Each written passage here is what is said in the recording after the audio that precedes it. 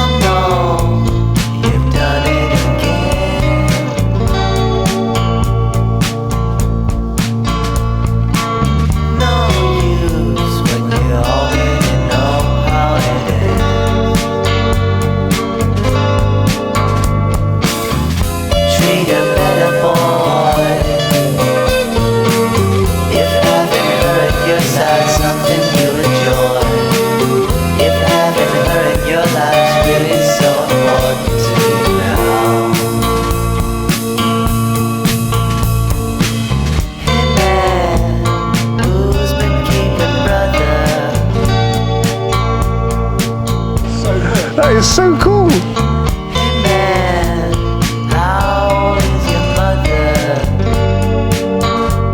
This has been a fantastic installation. We don't get many F900GS Adventures in here, so this is a bit of a one-off. So the bike's pretty much finished. We just need to put the seat back on, but we're just leaving it on the battery charger for now because we're going to turn it on and we've been playing around with the lights and showing the customer how it all works and functions and stuff. But let me walk you around it so you can see exactly what we've done to it because I really, really like this one. The customer's decided to keep his factory OEM fogs on the bike, which I think look really good on this bike anyway, but some people would like to take them off and replace them with the more powerful auxiliary lights that we have here to offer, but still controlling them through the Hex EasyCan. But he's kept them on there, so we haven't touched that side of it at all. And we've got the exposure Radial 3s down here, which look really, really sweet. Now, if I turn the bike on, so you can see it all powering up, and you'll also notice these beautiful emblems. I'll come on to those in a second, but here we go, look at that.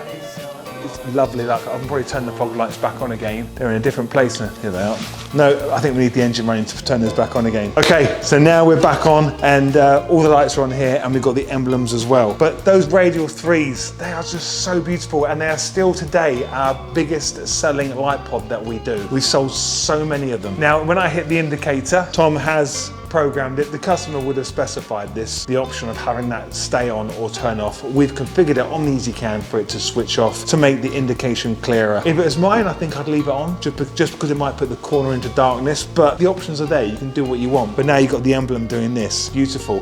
I think that's a 56mm emblem. So if you want emblems for your bike, rather than finding out what emblem you need, just get a tape measure out and measure your emblem in millimeters, and you'll find we stock all the sizes here, and we can get that sent out to you from here as well. And that is all wired into the EasyCam as well. Let's turn that off, and we've got it programmed to go back to a white DRL. But again, you can configure it in the EasyCam for it to stay as an amber DRL if you so wish, which would look really good. But all the amount of white light coming from there, I think that is really, really nice. And we think about things like this because you don't want white light facing backwards. And when I'm stood at the back of the bike and I'm looking down here, I can't actually see that emblem, which is a good thing. Otherwise, we'd probably say, let's program it to be amber DRL, and that flashes amber. But that's just because of the way how the panels on the bike are flared.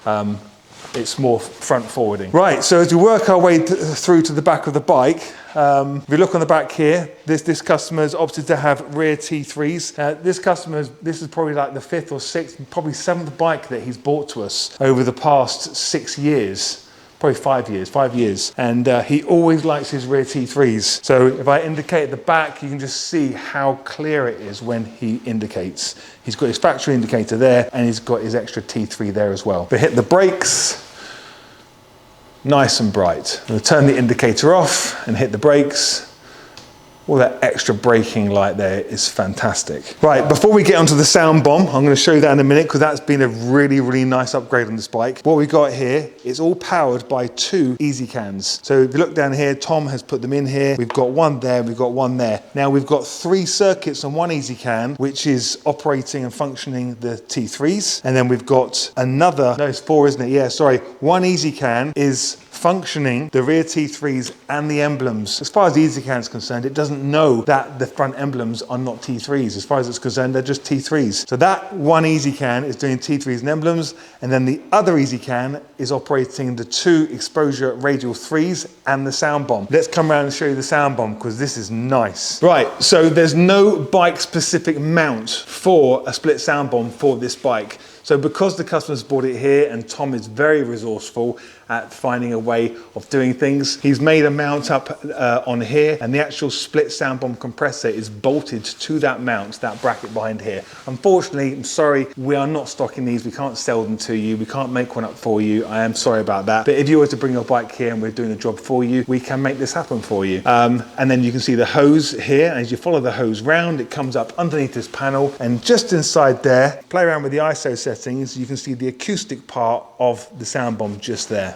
Now the customer bought his own tablet in. It's called a Moto tablet. We don't sell them, so I don't know much about these at all. And all he asked us to do was to put the cameras on. So we've put a camera on the rear, which you can see at the back there. And the front camera, Tom's done a great job of this one. It almost looks like it's a factory part of the bike. It looks like almost looks like an adjuster for the factory headlight, but it's not. It's that is the front camera for this Moto tablet. Which looks really, really good.